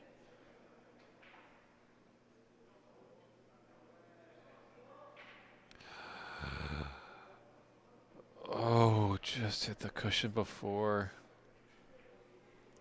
And I think this red that's closest to cue ball does cut.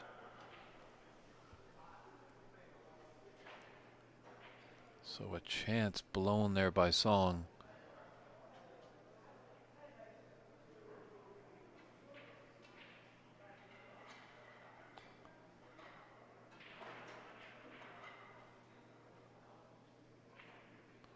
Almost fancying Charlie to take the pink. And with the angle, he can get to the black by the black spot. This is just a ballerina shot here. It's going to need a little extension here. But the angle is so that he can take this black, obviously, into the top left and just screw it back to be on that red by the black spot, because I think the black is probably going to go back onto the pink spot. As when a color ball goes down and its spot is covered, the ball is placed on the highest point value that's available, in this case the pink.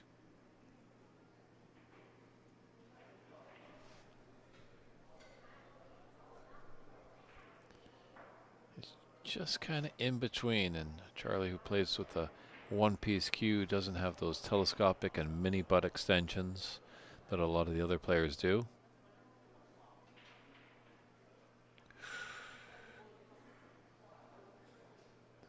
Yeah, he's a lot more happier with that corner pocket right now. Staring it down a few moments ago, but happy that that black rattled a little bit. Found the home, and it looks like actually the black, no, it's not going to go on that spot. So referee Spence putting it on the pink position.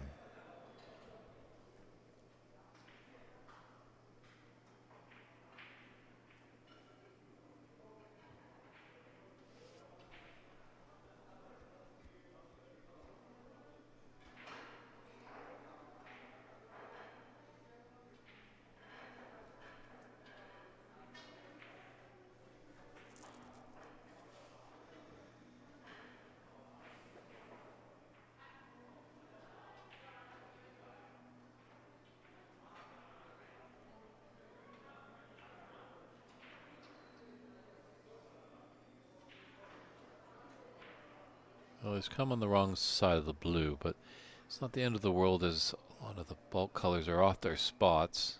So coming in and out of bulk shouldn't be a problem.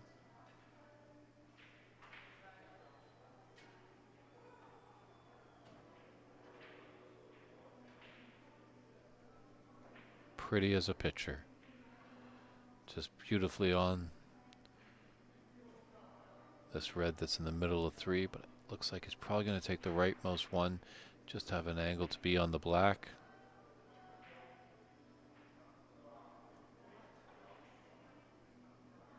And this is a good opportunity for Charlie to take the frame and match here at this visit of the table, here at this 2024 BC Open Snooker Championship.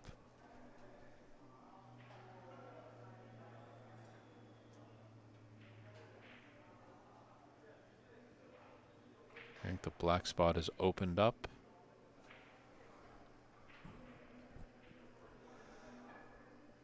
You can run through for a little bit to be on the pink to the opposite top corner pocket where this red is going. Oh, maybe just got a little ahead of himself.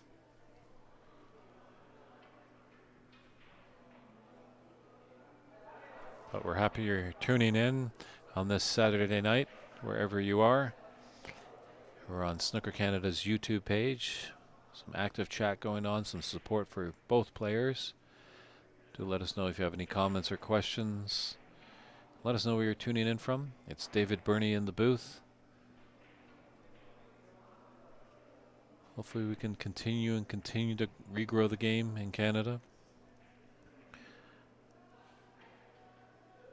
Had a lot of popularity, and just the engine runs short there on Song. He can't believe it. And he's left an easy solder for Charlie.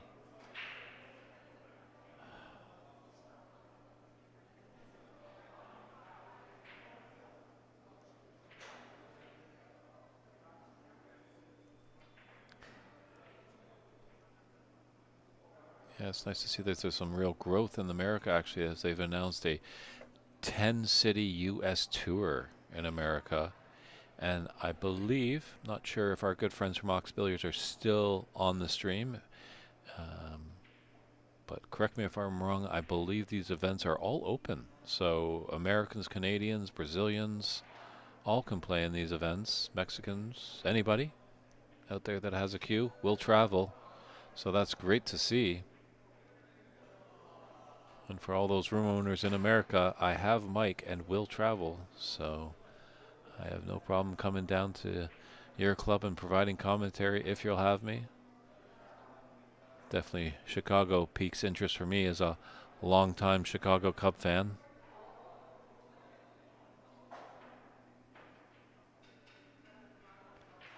But hopefully Jack Bear is watching at home, because Dad's doing the business right here.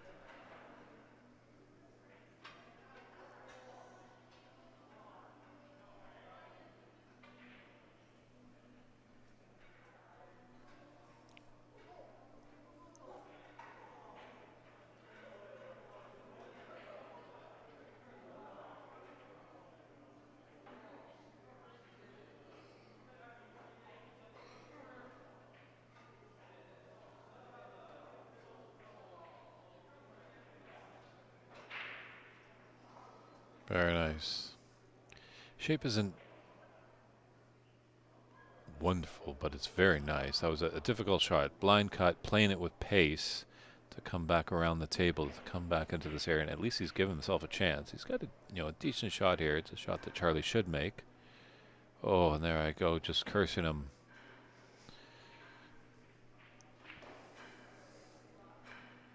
At 35 in it, 43. Song's back is up against it. He's got to start dialing some stuff in. He can't be leaving easy starters for Charlie, which we've seen a little bit in the past few shots Song has had. Brown is in a great position to get behind.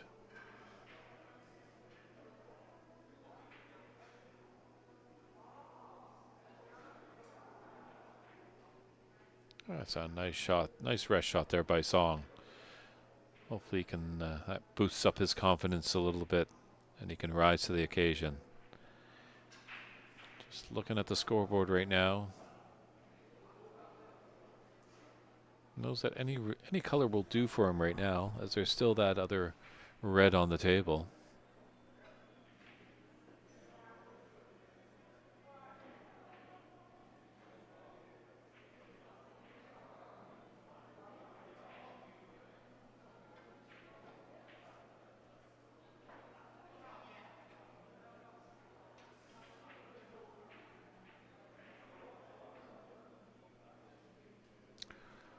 Oh, would have liked to really cannon full face into that pink just to stop the momentum of the cue ball. But he's got a potential for a great snooker here behind the black.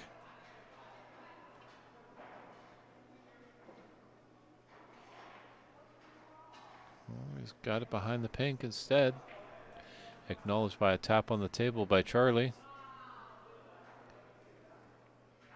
It's tight quarters here. One of our viewing audience members just needs to move a little bit. As Charlie lets referee Spence just take a little mark just in case there's a respot. In these tournaments, the foul and the miss is a ruling. And players have 4 attempts, 3 putbacks to take care of business, but Charlie doesn't succumb any penalty points there, does it in a first go. But Song could get behind the brown again here.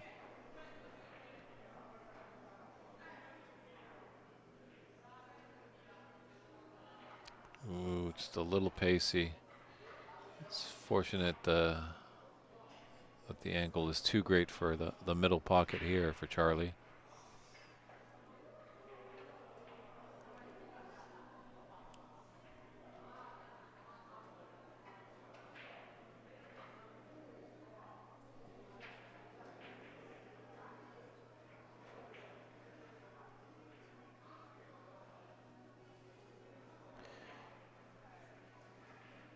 You'd hope some of the customers here could be a little bit mindful that there is a full-fledged tournament going on. They do have signs on the door.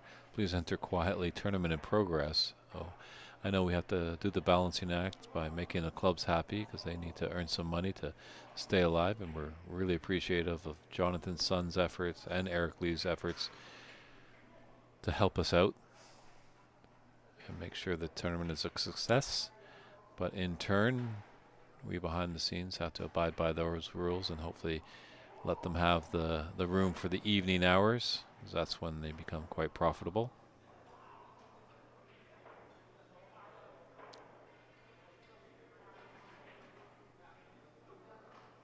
Now that's safe.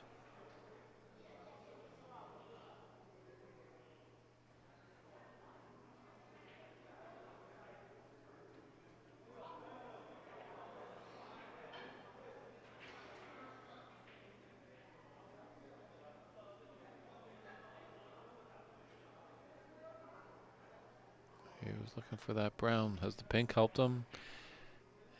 I think there's a little bit of a pathway for Song to hit onto the right side and might be able to have a snooker for himself.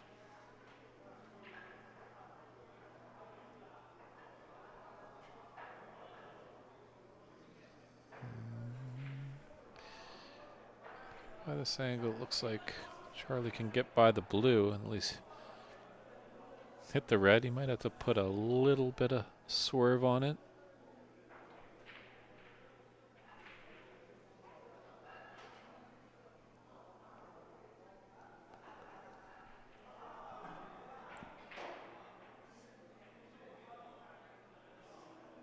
Oh.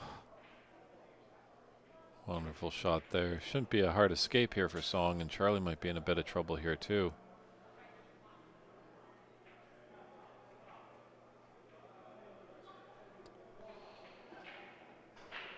Just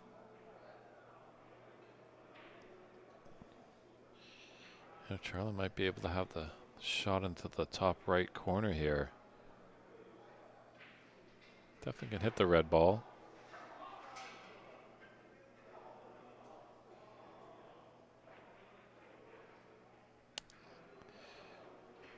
Just, yeah, electing for the snooker.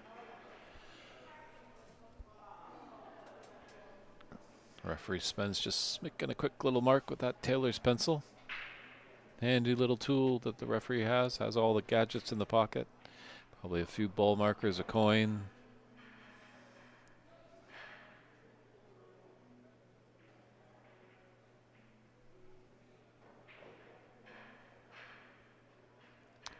Shellman needs to get off his phone and get out of the way. Distracting the players a little bit. As much as we do try and create a real professional atmosphere for the players, it's tough in an active pool room.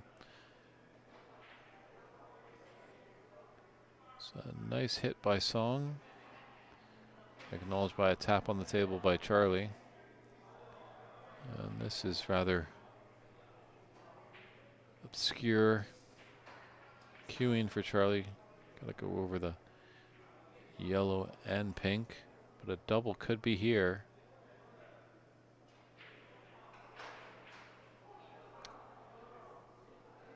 Oh, you wanted that. You can just feel the winning line. You can taste it.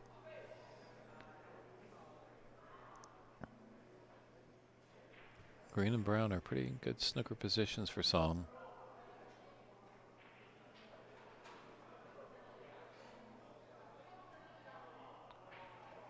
Although he doesn't need snookers, it's always good to know that if you don't have a pot on, you can always lay a snooker.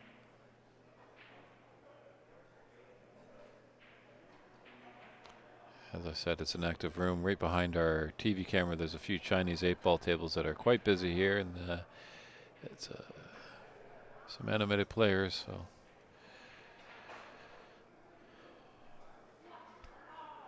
that red has put us into snooker's required stage here for Charlie.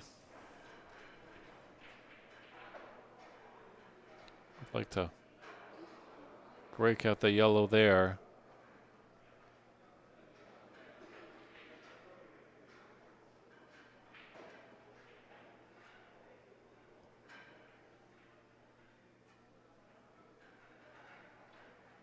Song needs a couple. Taking a look at the score. 27 on the table. He needs 3 snookers to win. He is able to come back to the table. There is a rule: if he needs more than 3 snookers, then it's a concession. But he's up against it right now.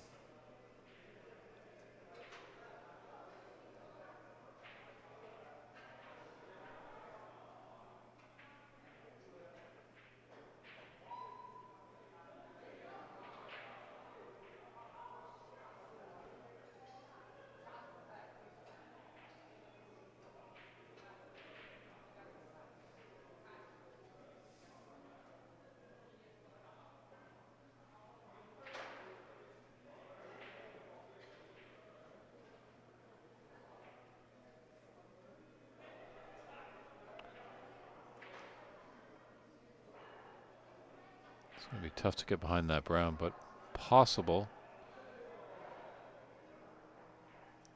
Ooh. Didn't want that yellow to go in.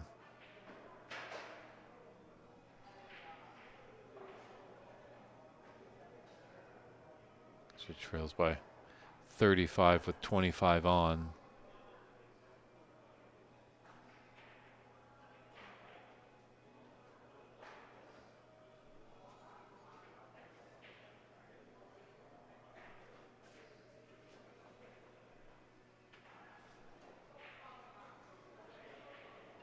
So 32 the difference, 22 on.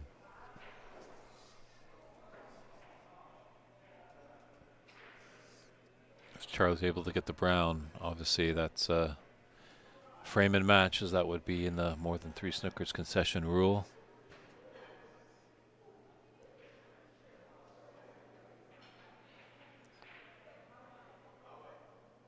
Well, now Song just needs the 2 snookers to tie.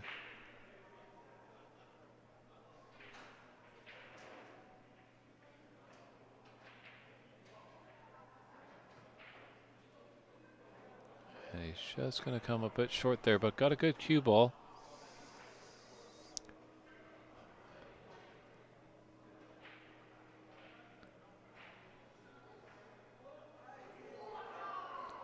Yes, definitely the great Canadian players.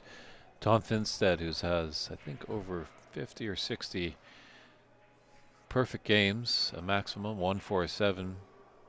Once told me the key to this game is patience. Sometimes you just got to wait for your opportunity, and when you see it, you've got to grab it full throttle.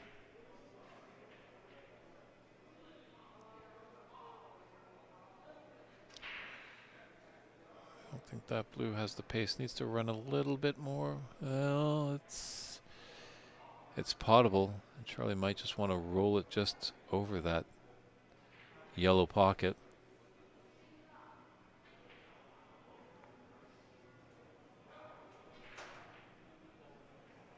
It's not out of the woods yet, but he knows he's very close. Charlie, that is, to punch his card to Championship Sunday.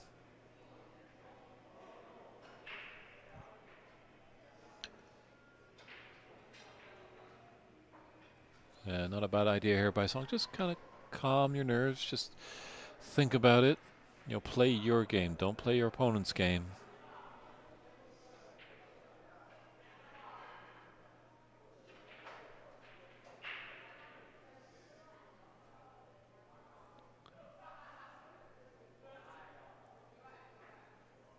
Yeah, he's definitely making it interesting.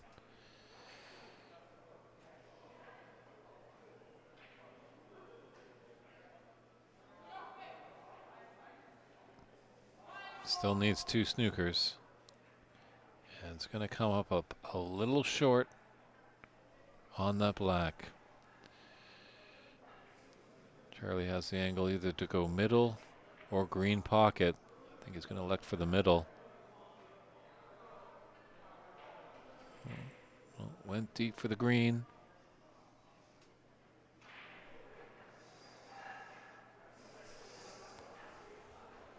Obviously a tough shot here because pink goes down. It's game over for Song Chen, but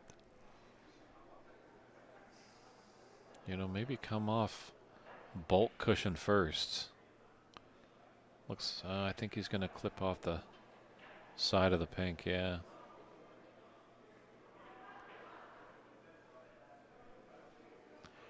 One thing Charlie doesn't want to do, he doesn't want to go in off and just gift Song 6 points. Wants to make him earn it.